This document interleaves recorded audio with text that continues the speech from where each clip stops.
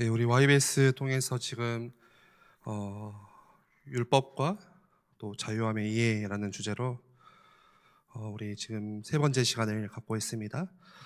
오늘 따로 이렇게 유인물을 준비를 안 했는데요. 그것은 이제 오늘 다룰 내용이 그렇게 많지가 않습니다. 그래서 그냥 편안하게 들으시면 되겠고요. 유인물이 없어가지고 이제 아마 어떤 분은 그러시더라고요. 오늘 엄청 긴가 보다.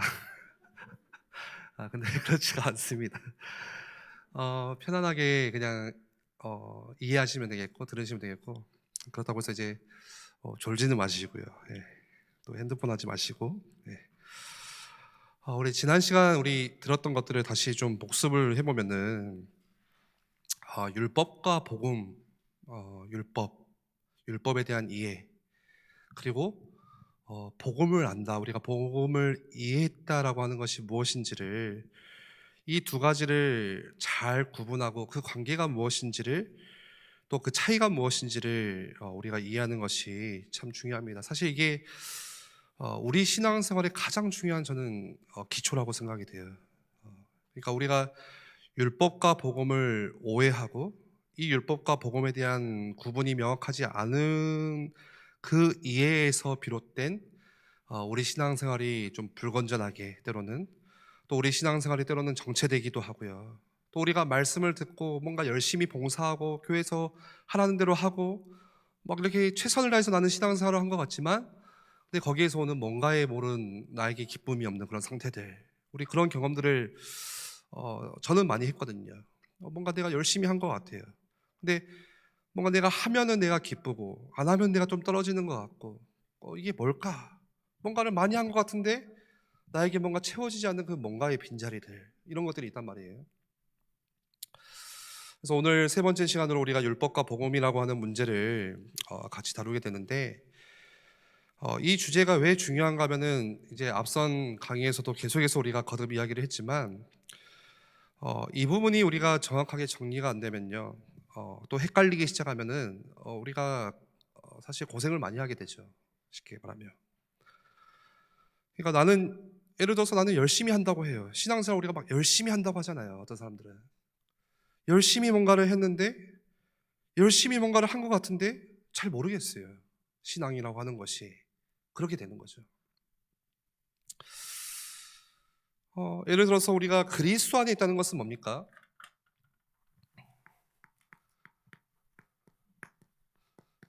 자유하다, 자유함이죠. 그리스도 안에서 우리가 자유함을 얻죠. 여러분, 자유함이라는 게 뭡니까? 나중에 이 자유함에 대해서도 계속 나누겠지만, 예수님께서, 그리스도께서 우리를 자유케 하시려고 자유를 주셨다라고 성경은 말해요.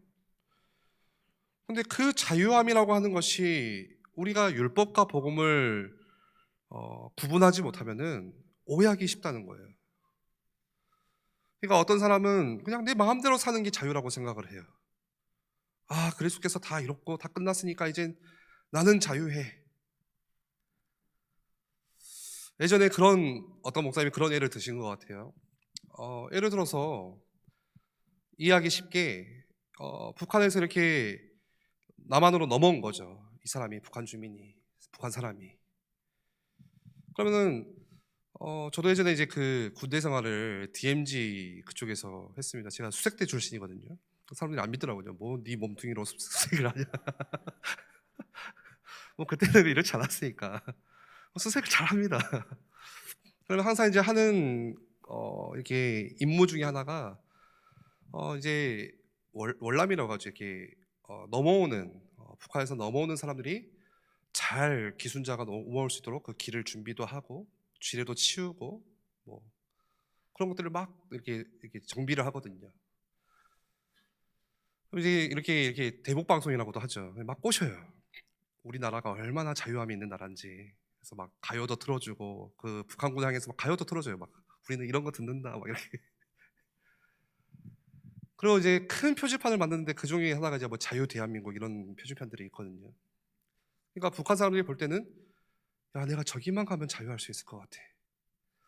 내가 목숨을 다해서 내 생명을 걸어서도 저 땅만 내가 들어갈 수 있으면 나는 이제는 자유할 수 있는 것 같아. 이제 그런 소망을 가지고 넘어오겠죠. 그러면은 이렇게 생각해 보시면 쉬워요. 그 북한에서 남한으로 넘어온 사람이, 야, 내가 진짜 목숨 다해서 이 남한 땅에 들어왔는데 이제 내가 자유함을 얻었구나. 나는 자유해. 그 자유함을 자기 식대로 자기 마음대로 그냥 자유하다는 그 의미 안에서 막 그냥 식당 가서 밥 먹고 그냥 내가 입고 싶은 옷 막 백화점에서 막 입고 그냥 내가 하고 싶은 대로 하는 게 자유인가요? 아니죠. 예. 진정한 자유라고 하는 것은 대한민국이 만들어 놓은 그 법 안에서 자유함을 얻는 거예요. 거기서 안전을 얻는 거예요. 그러니까 우리가 그리스도 안에서 자유하다는 것은 말 그대로 나는 자유해. 그리스도께서 모든 것을 이뤘기 때문에 그냥 내 맘대로 살아도 괜찮지. 이런 의미가 아니라 정말로 그리스도 안에 있다는 것이 어떤 의미인지, 그 다 이루신 십자가 안에 있다는 것이, 그 하나님의 말씀 안에 있다는 것이 어떠한 뜻인지, 그게 나를 어떻게 안전하게 지켜주는지, 그 안에서 내가 어떤 쉼을 얻을 수가 있고 내가 그 안에서 어떤 그 평강의 은혜를 누릴 수가 있는지, 그걸 누리는 게 자유예요. 자유. 그렇죠? 그렇지만 이 자유를 우리가 누리기 위해서는 계속해서 우리가 봐왔듯이 율법과 복음을 올바르게 이해해야 된다는 거예요. 그렇지 않으면은 이 자유라고 하는 것이 뭔지를 그냥 내 식의 자유로, 그게 방종이 될 수 있죠. 나는 자유하다고 하는데 그게 막 살아버리는. 여러분, 온갖 요즘 현대교회 설교가 뭐 다 그렇지는 않겠지만 율법주의가 많고 팽배하고, 또 번영주의는 뭡니까? 그냥 어떻게 보면 성공한다는 거죠. 잘 된다는 거죠. 그게 번영주의죠. 그러니까 율법주의는 뭔가 자꾸 뭔가 이거 해야 돼, 하지 말아야 돼, 이렇게 하면 안 돼. 그런 반면에 번영주의는 뭡니까? 아, 괜찮아, 할 수 있어, 될 거야, 이런 거겠죠. 근데 참 신기한 것은 이 두 가지의 성도들이 많이 반응을 해요.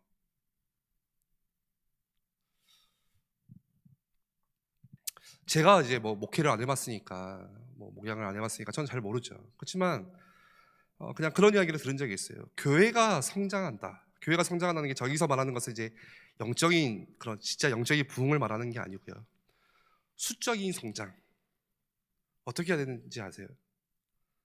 보통 우리가 전도 많이 하면 되지, 뭐 이런 수도 있겠지만, 담임 목사의 설교가 율법주의 아니면 번영주의로 가면은 성공할 확률이 굉장히 크다고 이렇게 이야기를 해요. 그러니까 성도들은 항상 뭔가 불안을 느껴요. 교회 와서. 그러면은 담임 목사가 어떻게 설교하면 되냐? 1번, 2번, 3번을 정해서 마지막 교례는 어떻게 실천해야 되는지, 이번 주 우리가 뭘 해야 되는지 구체적으로, 이걸 하면 안 되고 이걸 해야 되고, 구체적으로 상세하게 성도들에게 떠먹여 줄수록 성도들은 좋아해요. 안정감을 느껴요. 거기서. 다시 말해서 율법주의가 하는 거예요. 율법주의예요. 이거 하면 안 됩니다. 이번 주에 여러분 이거 하셔야 됩니다. 이거 하면은 이렇게 됩니다. 이거를 해야 이렇게 됩니다. 이런 뭔가 이렇게 해야지만 이렇게 될 것이라는 이런 조건과 결론을 가지고 와서 계속 성도들이 강조하면요, 성도들은 의외로 거기서 안정감을 얻어요. 아, 내가 이렇게 하면 되는구나. 내가 이번 주에 이거 안 하면 되는 것이구나. 네. 그런 교회가 성장을 하고요. 또 한 가지는 그냥 번영주의죠. 말 그대로. 뭐가 됐든 간에 그냥 다 잘 될 겁니다. 네. 괜찮습니다. 기도하십시오. 하나님이 들으실 겁니다. 이게 참 어떻게 보면 멋진 하나님의 은혜의 복음이라고 보여질 수 있지만, 근데 그 마음의 중심에는 하나님이 계시지 않고 뭐가 있는 거예요?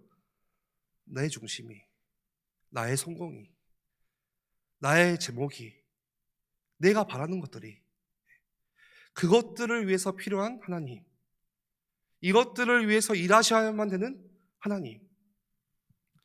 지난번에도 설교 때 그런 말씀을 나눴듯이, 하나님의 언약에 너무 우리가 심취한 나머지 하나님보다 언약이 더 우선시 돼버리는 거예요. 하나님을 구하는 것이 아니라 하나님의 언약이 더 커 보이는 거예요. 무슨 말인지 이렇게 좀 어렵습니까? 그러니까 여러분, 하나님이 중요한 거잖아요. 하나님을 구해야 되는 거잖아요. 왜 하나님께서 그 이스라엘 백성들을 향해서 나는 가나안 땅에 들어가지 않을 거다, 하지만 내가 약속한 바 내가 언약을 준 바 너희들이 가나안 땅에 들어가게 해줄 거다. 여러분, 이게 과연 성공인가요? 하나님의 언약, 말 그대로 그 약속은 성취가 됐어요. 가나안 땅에 들어갔어요. 그렇지만 거기에는 하나님이 계시지가 않아요. 그렇지만 번영주의는 딱 그걸 노리는 거죠. 네. 하나님이 계시지 않는 그냥 나의 응답들, 하나님이 계시지 않지만 말씀의 성취들, 나의 기도 제목에 응답해 주시는 것들, 그런 변화들, 이제 그런 것들이 교회가 성장하는 중요한 길이다, 이렇게 가르칩니다. 네. 그것과 반대로 하면 되겠죠, 우리 교회는. 그러니까 오늘날 그런 현대교회 설교가 그런 것들로 팽배한데, 많은 성도들이 거기서 막 아멘하고 현혹되고, 거기서부터 신앙을 오해하고 상처를 받기도 하고, 결국은 영적인 무지함 가운데 갇히게 되는, 정말 안타까운 일이 있잖아요. 그렇죠? 여러분, 성경을 많이 읽는다고 하죠. 내가 설교를 많이 들어요. 그렇지만 성경을 많이 읽고 설교를 많이 듣는다고 하나, 다시 말해서 그 성경의 내용, 스토리를 모르는 건 아니에요. 그 성경에 누가 등장하고 이게 어떤 말씀인지를, 그 스토리를 모르는 게 아니에요. 그런데 성경을 많이 아는 것 같지만 뭐가 없는 거예요? 율법과 복음이 구분되지 않으니까 그 말씀을 볼 수 있는 눈이 없는 거예요. 마치 이상한 우리 눈에 이상한 렌즈를 끼고 보는 거죠. 성경 말씀을. 이상한 뭔가를 끼고 설교를 듣는 거죠. 그게 다 필터링하고 내가 보는 것을 바꾸죠. 렌즈가. 그 렌즈라고 하는 것은 뭡니까? 율법주의라고 하는 렌즈. 그걸 끼고서 우리가 성경을 보는 거예요. 그래서 그 결과 로마서 10장 2절 3절 말씀에, 지난번에도 이 말씀을 같이 나눴죠. 로마서 10장 2절 3절 말씀에 나오듯이 이 사람들이 열심과 최선을 다해서 율법을 준수하고 하나님을 섬겼습니다.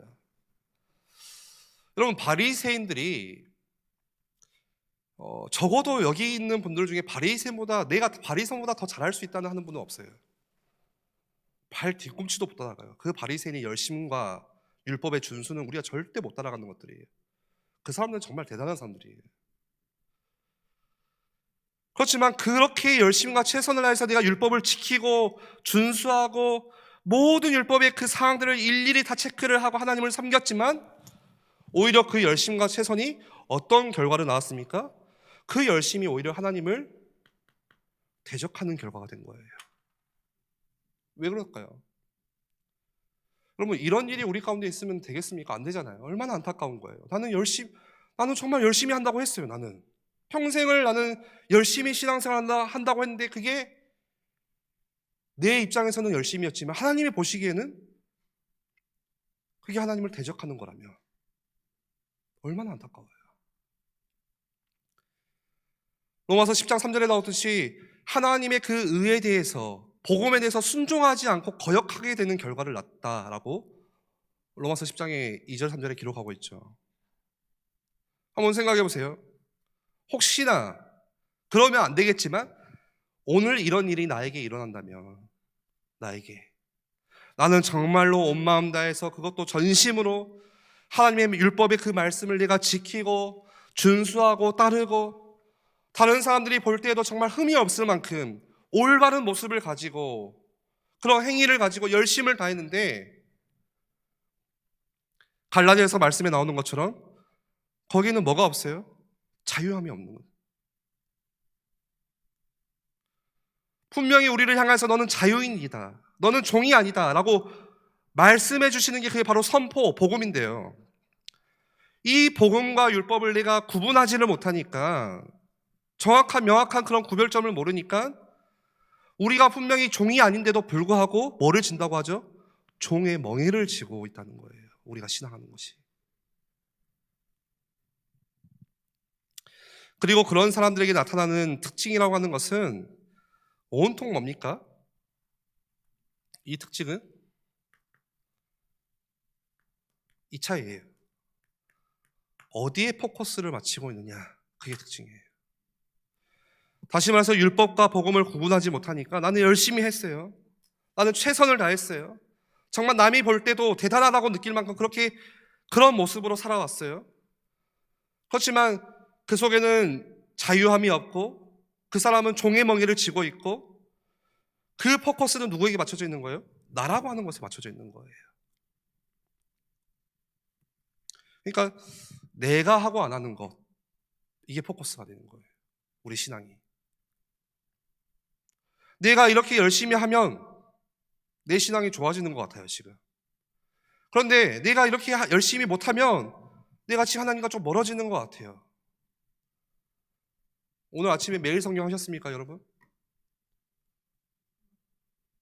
성경 읽기 하고 계십니까? 정시기도 하셨습니까? 또 뭐 있죠, 할 만한 거? 전도 하셨습니까? 소모임 하셨습니까? 하면은 내가 좋아지는 것 같아요. 그쵸? 내 신앙이 막 지금 잘 가고 있는 것 같아요. 오늘 매일 성경 못 하셨습니까? 기도 안 하셨습니까? 여기 오기까지 어떤 일이 있으셨습니까? 뭔가 멀어지는 것 같아요. 그 포커스가 누구예요? 나예요. 내가 하고 안 하는 것에 따라서 달라지는 거예요. 그저 모든 게 내가 하고 안 하고, 내가 죄를 짓고 죄를 짓지 않고, 모든 것들이 뭐에 맞춰져 있는 거예요? 나의 행위라고 하는 것에, 내가 하는 것에 맞춰져 있는 거예요. 저는 정말 이 경험을 많이 하거든요. 제가 예전에 막 청소년 사역 하다 보면은 언제 바쁘냐면요, 겨울 시즌 또 여름 시즌. 예전에는 여름이 참 바빴잖아요. 막 그렇게 막 다 대회도 하고 이러니까. 그러면은 막 뭐 어디 갔다가 일산 갔다가 뭐 부산 갔다가 엄청 정신없이 막 스텝 한다고 막 뛰어다니고, 또 교회에서는 뭐 와이레스 한다, 뭐 수련회 한다, 막 이렇게 하다 보니까 막 뛰어다녀요. 막 정신이 없어요. 막 이거는 뭐 정신이 없어요, 진짜로. 막 재밌게 뛰어요. 막 재밌게 하고 섬겨요. 그럼 거기서 오는 만족감이 있어요. 나를 채워주는 뭔가가 있어요. 그걸 느껴요. 아, 내가 뭔가 이 대열에 있고, 내가 뭔가 하는 게 쓰임 받고 있고, 그걸 함으로써 내가 뭔가 지금 막 열심히 나는 다른 사람들과 다르다고 생각을 하고, 다른 자들과 다르다고 생각을 하고. 근데 그런 일들이 이제 평생 그 일만 하진 않잖아요. 끝납니다, 언젠가는. 집에 와요. 그럼 갑자기 내가 툭 떨어지는 느낌이에요. 뭔가 하나님과 멀어진 것 같고, 뭔가 마음에 그런 빈자리가 크게 느껴지고. 왜 그렇습니까? 그 포커스가 누구에게 있는 거예요? 나에게 있는 거예요. 내가 하니까 내가 이렇게 되는 것 같고, 내가 안 하니까 또 내가 반대로 이렇게 되는 것 같고. 근데 여러분 생각해 보세요. 그렇다고 한다면은 우리가 하나님을 믿는 신앙이라고 하는 것이 사실 불교를 믿는 사람이나 다를 바가 뭐가 있냐는 거예요. 나의 행위에 포커스를 맞추고 있다면, 내가 신앙생활 하는 모습이. 근데 여러분, 복음이라고 하는 것은 뭡니까? 그 포커스를 어디다 맞추는 거예요? 나에게 맞추는 것이 아니라 그리스도께 맞추는 거예요.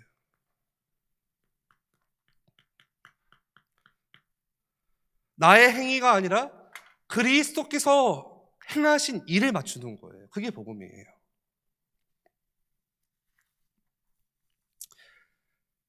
내가 무엇을 해야 하는가? 내가 뭘 해야 될까? 이게 아니라, 이 포커스가 아니라 그 그리스도께서 우리를 위해서 뭘 하셨는가? 그렇게 옮겨지는 거예요. 포커스가, 초점이. 그러니까 나를 믿는 게 아니고 뭘 믿는 거예요? 나의 행함, 내가 하고 안 하고를 믿는 게 아니라 그리스도를 믿는 거예요. 그분이 행하신 일, 그 일이 뭡니까? 그분이 이 땅에 오셔서 성육신하셔서 우리를 위해서 십자가를 지시고 죽으시고 그 죽음에서 부활하시고 그리고 하늘로 승천하신 그분이 행하신 그 일. 여러분, 그래서 복음이라고 하는 것은 선포예요, 선포. 우리가 복음을 영어로 굿뉴스, 소식이라고 하죠.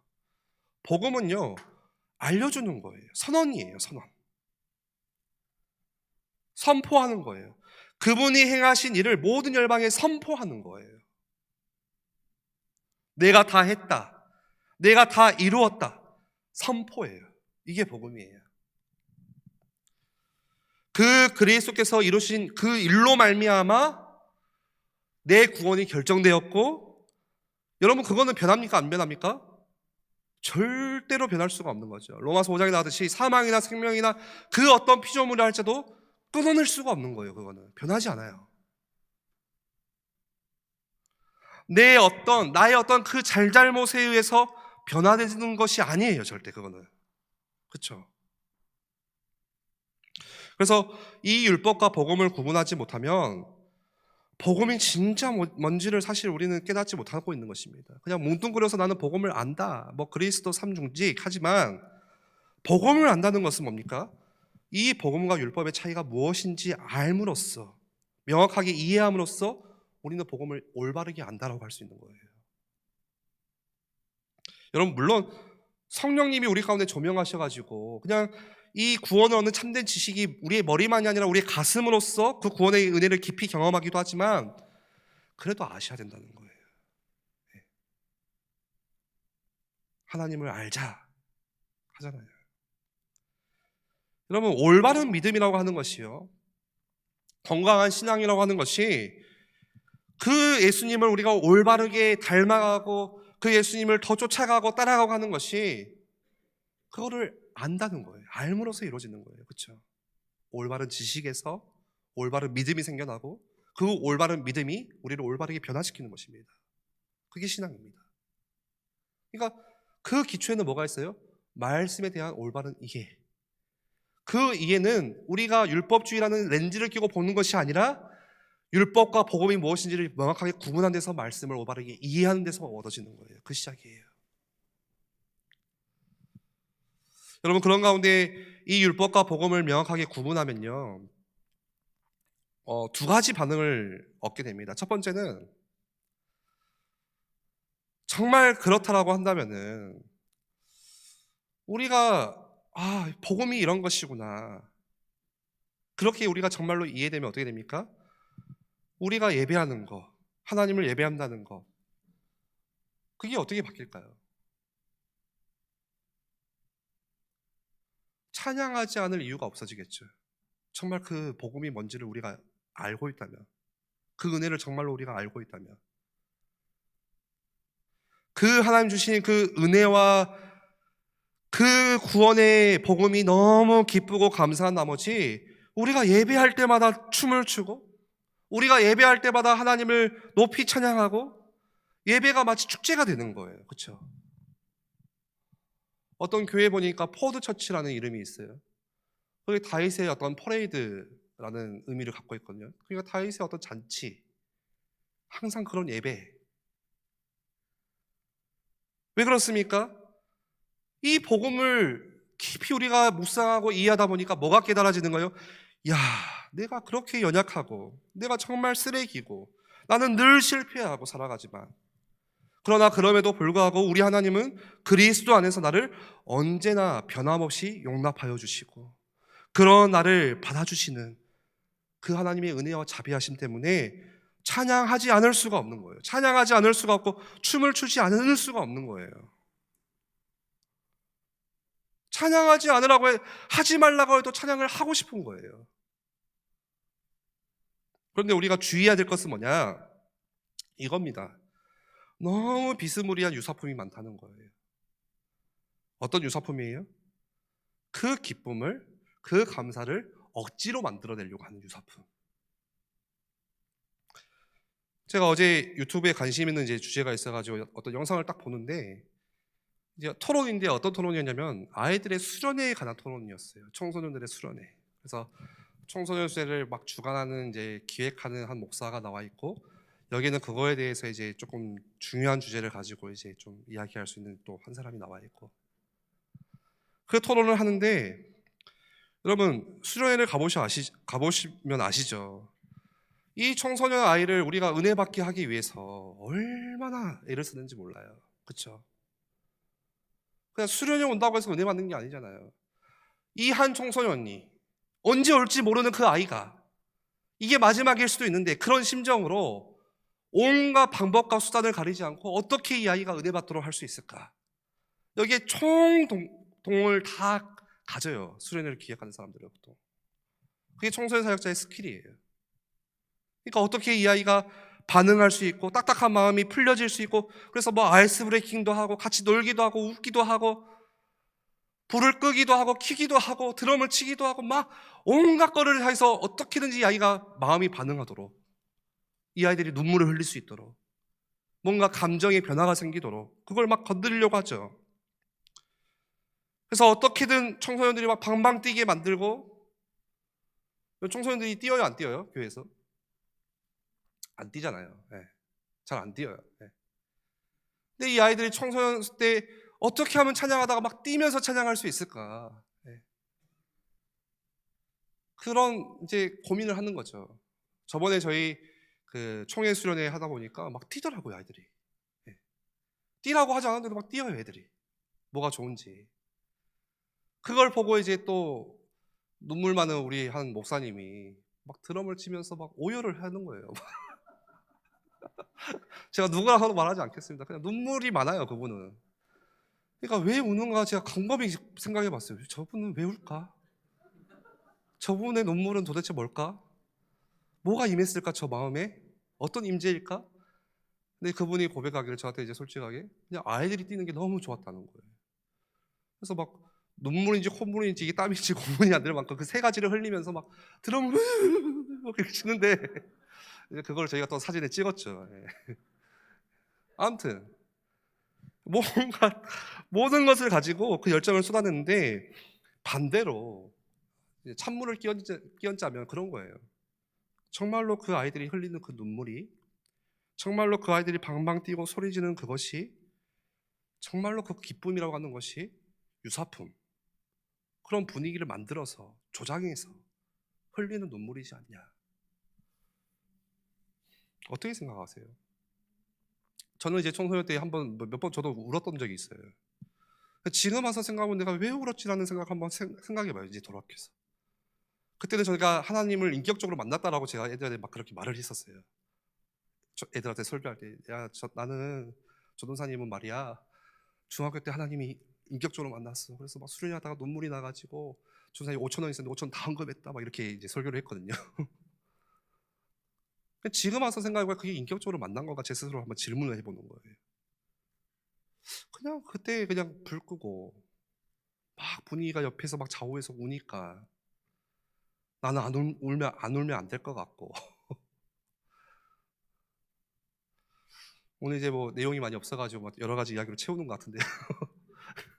제가 초등학교 때 여기서 이제 수련회를 그 성령학교를 했어요. 제가 이제 강주 대교회 시절이죠. 여기서 그 박성재 목사님 가끔 이야기하잖아요. 막 선생님들이 이렇게 동그랗게 앉아가지고 아이들 가운데 몰아놓고 막 기도했더니 막 애들이 엄청 뜨거웠다. 그 안에 제가 있었거든요. 그때 초등학교 6학년 때. 근데 아직도 기억이 나요. 또 그분 선생님이 누군지도 알아요. 저는 지금도 생생해요. 근데 제가 그때 눈물이 안 나는 거예요. 막 주변에서 우는데 막 울어요. 옆에 있는 애들이 막 4학년짜리가 울고 있어요. 거기서 왜 울까 쟤는? 저는 눈물이 안 나거든요. 막 울려고 해도 안 나더라고요. 이게 운다고 해서 우는 게 아니니까. 왜 울지? 왜 예수님을 생각하면서 울지? 근데 갑자기 어떤 선생님이 저한테 와가지고 여기 뭐죠? 여기 등짝을 세게 팍 때리는 거예요. 울리려고 그런지 몰라도 팍 때리면서 하는 말이 너 왜 시키 안 울어? 이런 거예요. 그때부터 막 울려고 막 집중을 했거든요. 그러니까 우리가 막 그런 거잖아요. 막 우리 교회는 그런 게 없지만 제가 예전에 어떤 교회 가니까 너무 저랑 죄송합니다. 안 맞는 게 따라하라는 거예요. 자, 나는 그리스도인이다. 이걸 3번 합시다. 막 크게 따라하라는 거예요. 나는 그리스도인이다. 나는 자유하다. 이런 것들을 막 피토리 막 이렇게. 제가 그 무슨 말을 드리는 거냐? 우리 안에서 진짜로 깨달아지는 그 하나님의 깊은 은혜, 그 하나님을 생각하는 그 묵상, 거기서 얻어지는 진짜 하나님께 대한 감사, 기쁨, 이게 아니라 어쩌면 유사품과 같이 그런 것들을 우리가 일부러 만들어내고 있다는 거죠. 예. 내가 정말로 연약하고 넘어진데도 불구하고, 내가 잘한 것이 하나도 없는데도 불구하고, 그 나의 어떠한 상태에 따라서 하나님께서 나를 막 흘겨보시고 째려보시고, 어떤 때는 막 나를 사랑스럽게 봐주시고, 그런 어떠함에 따라서 하나님의 눈빛이 이리저리 변하는 것이 아니라 정말로 그분은 변함없이 나를 한결같이 용납해 주시고, 그리스도 안에서 마치 그리스도 안에서 그리스도를 보시는 것처럼 우리를 보시는, 여기서 얻어지는 정말로 그 기쁨과 감사가 아니라 억지로 뭔가를 만들어내고 막 이렇게 분위기를 조장해 보려는, 우리가 생각해 볼 수 있는 문제겠죠. 보통 우리는 그런 보여지는 것에 반응을 하잖아요. 우리가 어떤 애일기가 행사를 합니다. 예를 들어서 부활절 행사를 했습니다. 그저 사람이 많이 오고 분위기가 붕 올라가고 방방 뛰면은 우리는 보통 그거를 은혜라고 생각하는 경향들이 있어요. 성도들이 부활절 문화 콘서트를 해요. 연예인이 누구 온다고를 들었어요. 초청자가 많이 왔어요. 분위기가 너무 좋았어요. 재밌어요. 은혜 받았다고 해요. 그런 어떤 현상에 의해서 하나님의 임재라고 생각하는데, 그런데 그리고 나서 돌아갔을 때 오는 허탈감, 공허함, 빈자리, 그건 뭘까요 도대체? 두 번째 반응으로서 우리가 또 속지 말아야 될 중요한 것은 뭐냐면, 우리가 지금 계속해서 율법과 복음에 대한 주제를 가지고 공부를 하는데요, 복음은 뭐라고 했죠? 그리스도께서 다 이루신 것이다. 우리가 그 그리스도 안에서 자유함을 얻게 되었다면은 한 가지 생각해 볼 수 있는 질문이 나와야 되는 거예요. 그러면 더 이상 율법이라고 하는 것이 나하고 무슨 관계냐? 오늘 나에게 있어서 율법은 나에게 무슨 소용이냐? 그리스도께서 다 이루시고 다 자유함을 주셨다라고 하면 그 율법이 지금 나에게 무슨 의미가 있냐? 그러니까 나는 자유하니까 이제 내 마음대로 살아도 괜찮다, 이 말입니까? 이런 질문이 나오는 거죠. 근데 이 질문이 나오는 것은 어찌 보면 정확한, 너무나도 정상적인 질문이에요. 복음을 들은 거예요. 그거는 이해한 거예요.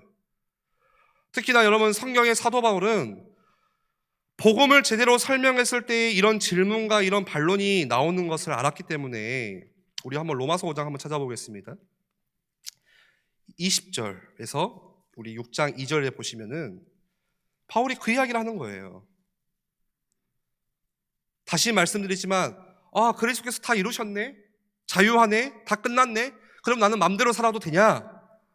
이런 질문이 나오는 것은 당연하다는 거예요. 복음을 제대로 들은 거예요, 그 사람은. 그거에 대해서 사도 바울이 뭐라고 합니까? 5장 20절부터 보시면 같이 한번 읽어볼까요? 율법이 들어온 것은 범죄를 더하게 하려 함이라. 그러나 죄가 더한 곳에 은혜가 더욱 넘쳐나니, 이는 죄가 사망 안에서 왕노릇한 것 같이 은혜도 또한 의로 말미암아 왕노릇하여 우리 주 예수 그리스도로 말미암아 영생에 이르게 하려 함이라. 우리 2절까지 보겠습니다. 그런즉 우리가 무슨 말을 하리요? 은혜를 더하게 하려고 죄에 거하겠느냐? 그럴 수 없느니라. 죄에 대하여 죽은 우리가 어찌 그 가운데 더 살리요? 20절에 보시니까 죄가 더한 곳에 뭐가 있다고요? 더 넘친다고요? 은혜가 더욱 넘친다. 무슨 말입니까? 말 그대로 죄가 많은 곳에 은혜가 많다는 거예요. 넘친다는 거예요. 여러분, 이렇게 생각하면 쉬워요. 제가 정말로 용서받기 쉬운 뭐 하나 딱 실수했을 때 그 사람이 야, 너 용서해 줄게, 이것과 비교했을 때, 반대로 내가 정말 큰 실수, 이거는 내 이성으로 생각해도 절대로 용납할 수 없고 이해할 수 없는 그런 엄청난 큰 죄악을 내가 지르고 나서 그 사람이 나를 용서해 준다, 이거는 다르죠. 그 용서함의 무게는 정말 다른 거죠. 느끼기에. 그런 의미예요. 그러니까 6장 1절에 뭐라고 말합니까? 그런즉 우리가 무슨 말을 하리요? 은혜를 더하게 하려고 그래서 죄에 거할 거냐? 여러분, 로마서를 보시면은 4장 5장까지 복음을 설명해요. 이 복음을 정확하게 듣고 나니까 이 로마서의 수신자들이 나오는 질문이 그거예요. 그러면 맘대로 살아도 됩니까? 거기에 대해서 로마서 6장과 7장에 바울이 그 이야기를 하는 거예요. 정확하게 설명을 하는 거예요. 죄가 많으면 은혜가 많으니까 그러면 막 그냥 한번 살아봐도 되겠네? 그렇게 지금 생각을 하는 거예요. 정상적인 생각이에요. 여러분, 어떻게 생각하실까요, 여러분은? 나 연약한 거 하나님이 더 잘 아시니까. 나보다 나를 더 잘 아시는 그 주님이 있으니까. 나 넘어질 것도 하나님께서 미리 아셨으니까. 그럼에도 나를 용서하시고 사랑해 주시니까 뭐 괜찮지. 언젠가 또 하나님께서 나를 붙드실 거니까. 여러분, 종교개혁자 마틴 루터가 이신칭이 오직 믿음으로 말미암아 우리가 구원을 얻는다, 이 이신칭에 대해서 마틴 루터가 뭐라고 했습니까? 이 이신칭에는 기독교가 서고 넘어지는 교리다라고 했어요. 서고 넘어지는 교리다. 왜 그렇게 말했을까요? 오직 믿음으로 말미암아 구원을 얻는다. 여러분, 너무 큰 은혜잖아요. 하나님의 전적인 은혜잖아요. 나의 어떠함과 상관없이, 나의 행위와 상관없이 그저 믿기만 하면. 그런데 왜 그 은혜가 선다고만 하지 않고 기독교가 넘어지는 교리라고 했을까요? 여러분, 이게 넘어져 버리면, 이게 무너져 버리면 결국 기독교가 무너지기 때문에 그래요. 너무 중요한 교리이기 때문에. 이게 그 중요한 교리에 대해서 반론하고 질문이 나오는 것들, 제기하는 것들이 너무 당연하다는 거예요. 그래서 바울이 그거를 지금 이해하기 위해서 설명해 주는 거예요. 그런 가운데 우리가 깊게 생각해 봐야 될 주제가 있습니다. 오늘은 제가 주제만 던지고 마칠 건데요. 그거에 대해서는 이제 다음 주에 더 알아가고, 첫 번째는요, 이 두 가지 주제를 던지고 조금 마무리를 할 건데, 방금 말씀을 드린 것처럼 그래서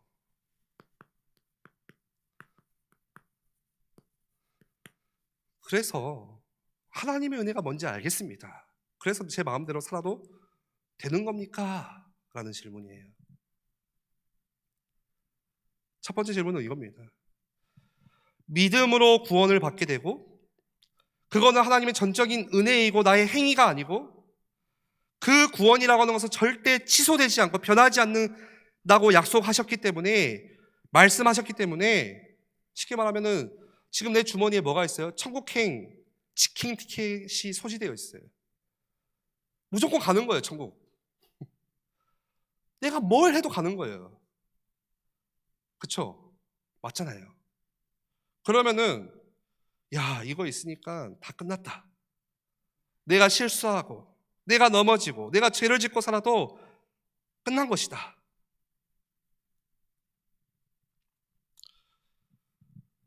이것을 보고서 뭐라고 하죠?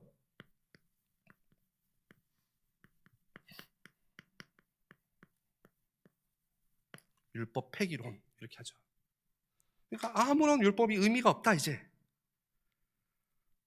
율법이 더 이상 중요한 게 아니다. 율법은 나쁜 거다.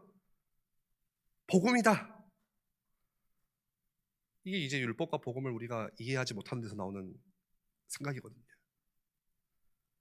그러니까 도덕이라고 하는 것은, 여러분, 이 도덕이라고 하는 것은 제가 어떤 단체를 보니까 이거는 뭐라고 하냐면은 이거는 복음이 아니라는 거예요. 무용지물이라는 거죠. 여러분, 바울은 이 문제에 대해서 로마서 6장 전체에 대답을 하고 있습니다. 두 번째 질문은 이거예요. 뭔가 하면은 우리가 율법과 상관없이 구원을 받았다고 한다면, 그러니까 내 행위와 상관없이, 율법은 뭐라고 했죠? 해라, 하지 마라, 이거라 했죠. 명령이라고 했죠. 그것과 상관없이 내가 구원을 얻었다면, 그러니까 나의 어떤 행함, 내가 이렇게 함으로써 구원을 얻은 게 아니잖아요, 우리가.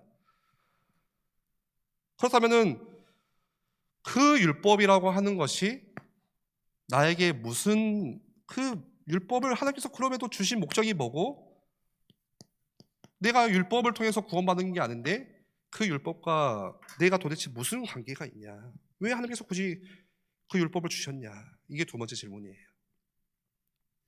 한번 곰곰이 생각해 보시면 좋겠습니다. 이 질문에 대해서는 로마서 6장, 로마서 7장에서 바울 사도가 이야기를 하고 있어요, 대답을. 여러분, 요즘 우리가 뉴스를 보더라도 너무 쉽게 접하는 것이 안타깝죠. 한국 교회가, 많은 교회가 도덕적으로 무너진다. 그냥 무너지는 것도 아니고 도덕적으로 무너진다. 그런 뉴스를 우리는 접하죠.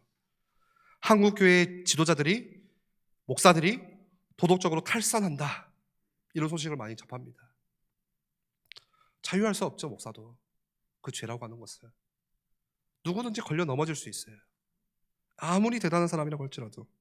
그래서 지금 한국 교회 뭔가 지도자의 위치에 있는 분들이 특히 논의하고 있는 이슈가 그거예요. 어떻게 한국교회의 도덕성을 다시 우리가 끌어올릴 것이냐. 이게 뜨거운 이슈예요. 얼마나 그렇게 도덕적으로 무너졌으면, 얼마나 교회가 세상 사람들이 볼 때도 적어도 저거는 아니지 할 정도로 그렇게 손가락질을 받았으면, 모든 교단총회의 이슈가 그거예요. 어떻게 우리가 도덕성을 좀 회복하냐, 교회가. 이걸 논의하고 있어요. 그러니까 여러분, 탈탈 털어가지고 먼지 안 날 사람 어디 있겠습니까? 그렇죠? 여기서 이성영 목사 막 탈탈 털어보세요. 그럼 막 별게 다 나올 거예요.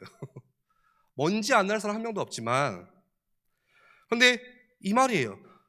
그럼에도 불구하고 사회가 가지고 있는 그 기준에 못 따라가는 것이 지금 교회의 모습이라는 거예요. 그러니까 밖에 있는 사람들이 볼 때도 그 수준에 못 미치는 거예요. 그러니까 참 안타깝죠. 밖에 있는 사람이 교회를 가르치잖아요.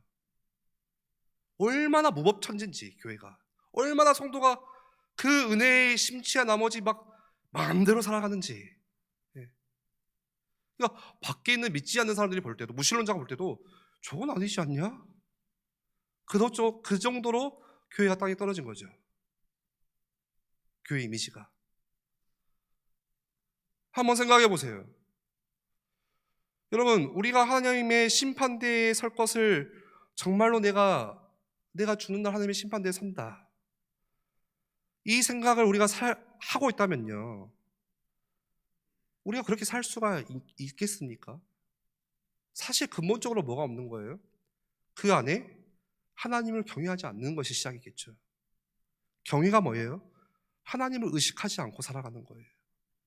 하나님을 의식하지 않고 살아가는 거예요. 내가 하나님을 두려워하지 않아요. 두려움이 없어요. 하나님은 사랑이시다, 하나님은 선하신 분이다, 이거에 내가 오해한 나머지 하나님을 두려워하지 않아요. 하나님은 괜찮아, 하나님께서 용서하실 건데, 난 자유한데, 다 이루셨는데. 경외함이 없어져 버려요. 그런데 정말로 여러분, 하나님의 은혜로 말미암아 구원받은 성도가 정말 그 은혜를 안다면, 성경적인 접근은 그거예요. 정말 하나님의 은혜를 알고 있는 사람이라면 하나님을 두려워하는 것이 마땅하지 않냐는 거예요.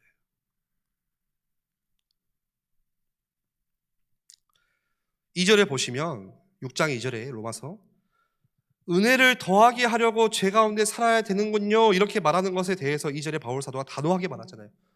뭐라고 합니까? 그럴 수 있다? 없다는 거예요.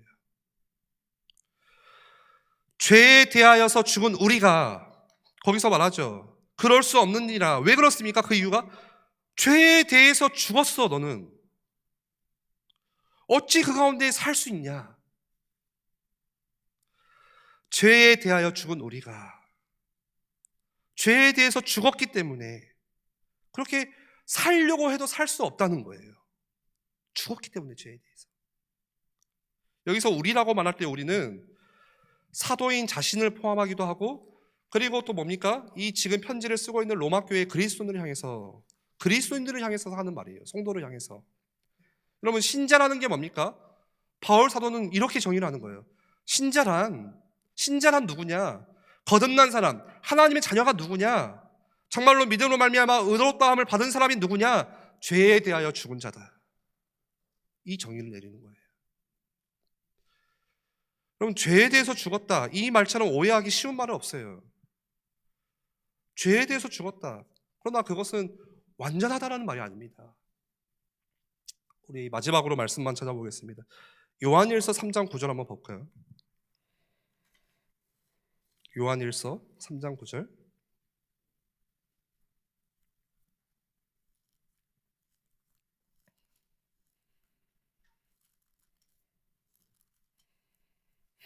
한번 같이 읽어보겠습니다.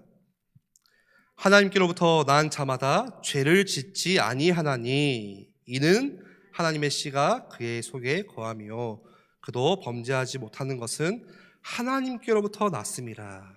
우리가 오해하기 쉬운 게 뭡니까? 죄를 짓지 않는다, 이거예요. 하나님께로부터 난 자마다, 다시 말해서 예수를 믿는 자는 하나님께 난 자죠. 하나님의 자녀죠. 다시 말해서 그 신자는 죄를 짓지 않는다, 이거를 잘못 오해하면요, 굉장히 이제 심각한 이단들이 그렇게 가르치는 거죠. 그러니까 완벽하다 이 말이 아니거든요. 죄를 지어요, 안 지어요? 짓잖아요, 우리는. 예. 안 짓습니까? 오늘 한 번도 죄 안 지은 사람 한번 손 들어보세요. 예수님 말하는 죄는 뭐였어요? 여러분, 죄라고 하는 게 하마르티아 맞나요? 헬라어로? 벗어나다. 관역에서 벗어나다. 그러니까 죄의 정의는 뭐냐면요, 하나님과 그 방향에 벗어난 모든 것은 다 죄예요. 내가 사람을 죽이지 않았습니다. 간음하지 않았습니다. 도둑질하지 않았습니다. 내가 바르게 살았습니다. 올바르게 살았습니다. 말씀을 준행했습니다. 그렇지만 그게 하나님과 조금이라도 벗어나면 그건 다 죄예요. 성경은 죄를 그렇게 논하고 있어요. 그래서 우리는 죄를 안 지을 수가 없는 사람이죠. 네. 여기서 말하는 죄를 짓지 않는다, 하나님께로부터 난 자마다 죄를 짓지 않는다라는 것은 말 그대로 완벽하다, 그 말이 아니에요. 오늘 바울 사도가 이야기하고 있는 죄에 대하여 죽은 우리, 죄에 대하여서 죽은 사람이란 뜻, 다시 말해서 죄를 짓지 않는다는 것은 계속해서 죄를 습관적으로 짓지 않는다. 그러니까 죄 속에서 살지 않고 계속 죄를 짓는 그런 삶의 자리에서 살아가지 않는 것을 말하는 거예요. 죄를 전혀 짓지 않는다는 게 아니고. 그러니까 이거는 사실 율법이에요. 명령이에요. 명령이 아니에요. 선언이에요. 선언. 믿어야 할 내용인 거예요. 뭘 믿어야 됩니까? 죄에 대해서 내가 죽은 것이구나, 내가 죄에 대해서 죽어야 되는 것이구나, 이게 아니고 내가 이미 죄에 대해서 죽은 존재구나, 믿어야 되는 내용이에요. 그러니까 많은 사람들이요, 내가 정말로 죄에 대해서 죽었나? 이거를 뭘 통해서 느끼려고 하냐면 내 경험, 느낌에서 확인하려고 해요. 내가 죄를 짓지 않는 지금 나의 모습, 내가 조금 올바르게 살아가는 내 모습, 느낌이나 경험에서 찾으려는 게 아니라 성경은 이거는 변경 불가능한 사건이라는 거예요. 그리스도 안에 있는 자는 죄로부터 죽은 자야. 죄에 대해서 선언이에요. 그러니까 내가 비록 느끼지 못한다 할지라도 그리스도 안에서 이미 일어난 법적인 선언이에요. 죽었다는 걸 선포한 거예요, 예수님이. 복음이에요. 내 신자의 상태의 변화가 아니라, 죄를 짓지 않는 어떤 우리 상태의 변화, 모습의 변화가 아니라 신분의 변화를 말하는 거예요. 죄부터 죽은 존재야, 너는 그런 존재야. 그래서 끝으로, 여러분, 우리가 예수님을 믿고 또 우리가 교회가 해야 되는 게 뭡니까? 성례잖아요. 가장 중요한 교회가 해야 되는 거. 우리가 성례, 세례를 받는다는 것은요, 그리스도와 뭐 했다는 의미죠? 그리스도와의 연합이죠. 우리 예전에 소요리 문답에서도 많이 봤는데, 그리스도와의 연합. 이 연합이라고 하는 것이 뭐예요? 예수님과 하나됨이잖아요. 신비한 변화잖아요. 예수님과 하나됨, 예수님과 함께하게 됨. 이게 연합이죠. 이 연합이 주는 엄청난 메시지가 있어요. 그게 뭡니까? 함께. 그러니까 그리스도의 연합이라고 하는 것은 내가 죄에 대해서 나는 죽어본 적이 없어요. 그렇지만 그리스도께서 십자가에서 모든 죄를 죽이셨죠. 죽으심으로 말미암아. 그 그리스도와 우리가 함께 됐으니까 우리는 어떻게 된 거예요? 함께 죽은 거예요. 이게 다 성립이 되는 거예요. 그리스도와 하나 되어서 우리가 함께 죽었어요. 그게 그리스도의 죽음이 나의 죽음이 되는 거예요. 그게 그리스도의 연합이에요. 그게 하나님의 놀라운 신비이고 은혜예요. 우리가 그리스도와 함께 장사된 거예요. 우리 곧 있으면 이제 부활절이죠. 또 부활절 우리 특별 고난주가 특별 기도를 함께 모일 건데, 우리가 거기서도 말씀을 많이 풍성하게 나누겠지만 십자가에 대한, 그리스도와 함께 내가 죽고 그리스도와 함께 내가 장사되고 내가 죄에 대한 완전히 단절과 죽음이 확정된 것이고, 그 그리스도와 함께 내가 부활하고, 이거는 단순히 미래에 대한 것만이 아닙니다. 현재 이미 그 생명으로 우리가 살아난 거예요. 미래에 대한 소망만 있는 게 아니고 그 그리스도와 함께 하늘에 앉히고, 이게 그리스도와 함께 연합된 거예요. 죄에 대하여 죽은 존재, 이 의미입니다. 내가 죄를 하나도 짓지 않아야 되는 것이구나, 짓지 않는 사람이구나, 완벽하구나, 이게 아니고 그리스도께서 죄를 죽이셨어요. 죄의 사망, 삭슨 사망, 그 사망의 권세를 완전히 깨뜨리셨어요. 죄가 끝나버렸어요. 그 그리스도와 함께 우리가 연합되었어요. 그래서 우리가 죽음이 끝난 거예요. 죄가 끝난 거예요. 우리 존재가. 그 하나님 그리스도와 함께 하늘에 앉음으로써 승천과 그 통치에 신령하게 우리가 참여하고 있다는 거예요. 정리하겠습니다. 유인물이 없어도 30분이어서 죄송합니다.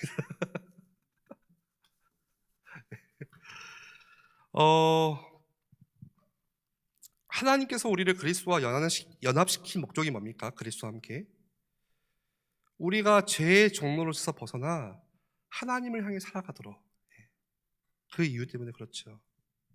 그래서 단순히 우리가 자기 체면이 아니에요. 이거는 그리스도 안에서 이루어진 선언이고 우리가 믿어야 할 내용이고 확정이에요. 아, 나는 죄에 대해서 죽은 존재구나. 여러분, 이 시작 안에서 제가 던져드린 질문 2가지. 그러면 우리가 마음대로 살아도 되는가? 그리고 2번째 질문, 그렇다면 그 율법이라고 하는 것이 나하고 어떤 목적과 관계가 있는가? 여기에 대해서는 다음 시간에 조금 더 살펴보도록 하겠습니다. 우리 한번 같이 기도하겠습니다.